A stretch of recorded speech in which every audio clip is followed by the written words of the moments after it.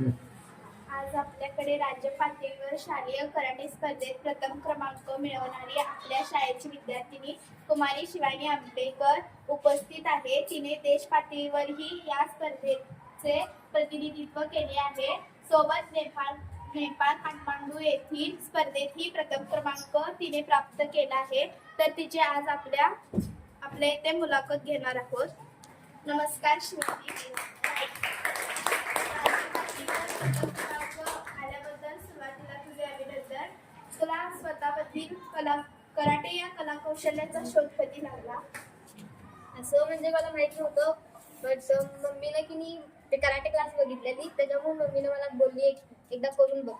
पहिला तर मला खूप म्हणजे असं भीती वाटलेली, पण नंतर त्या कराटेमध्ये गेल्यावर काय आलं की नाही आपल्याला पण पुढे प्रगती कशी करत गेलीस? प्रगती तसं तर घरच्यांकडून जास्त झालं. मम्मी ते नसायचे त्यामुळे सर ते होते त्यामुळे थोडं प्रगती केली. कराटे स्पर्धेतील सर्वात अविस्मरणीय क्षण कोणता? नेपाळ नॅशनल मध्ये. सर्वात जास्त कोणाकडून तुला प्रतिसाद मिळाला? माझे कोच आणि मम्मी. तुला कराटे स्पर्धेतील कोणता बेल्ट आवडतो व का? मला कराटे स्पर्धेतील ग्रीन बेल्ट खूप आवडतो, कारण तर ग्रीन बेल्ट जेव्हा माझा होता त्यावेळेस मी फर्स्ट टाइम स्टेट होऊन आलो.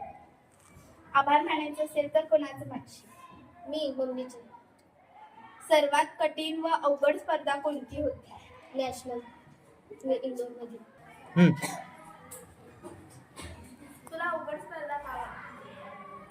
का तर पहिला राऊंड जेव्हा होता त्यावेळेस मी लई घाबरलेलो, आणि नंतर सेकंड राऊंडला असं झालं की समोरचीनं मला खूप किका सोडलेल्या, मला ते डिफेन्स पण करता आलं नव्हतं. आणि परत जेव्हा थर्ड राऊंडला गेलो त्यावेळेस माझा स्कोर होता 1, समोरचीचा होता 3.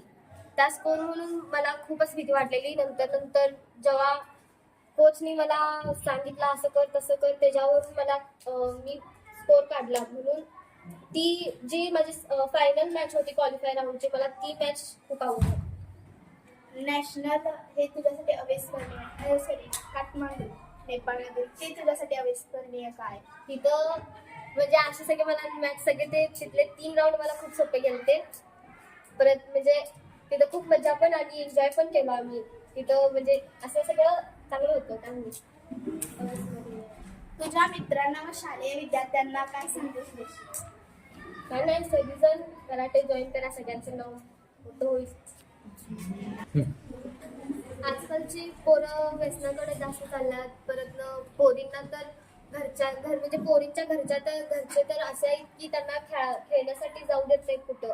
त्यांचं म्हणणं असतं की पोरी खेळून काय करणार आहेत, पोरी तर त्यांना तर पुढे जाऊन लग्न करून सासरीच जायचंय. म्हणून मी तर सगळ्यांना सांगतो की सगळेजण टीव्हीच्या मोबाईलच्या आधीन जाण्यापेक्षा खेळात जावा, मैदानी खेळात जावा, कारण तिथं आनंद पण मिळतो. परत त्याची खेळाचे फायदे पण खूप आहेत आपल्यासाठी. म्हणजे जे खेळाडू आहेत त्याच्यासाठी म्हणजे जॉबसाठी जागा मोकळ्या आहेत, चांगल्या आहेत. परत सरकारी नोकरी पण मिळते, पोलीस भरतीसाठी पण सोपं आहे.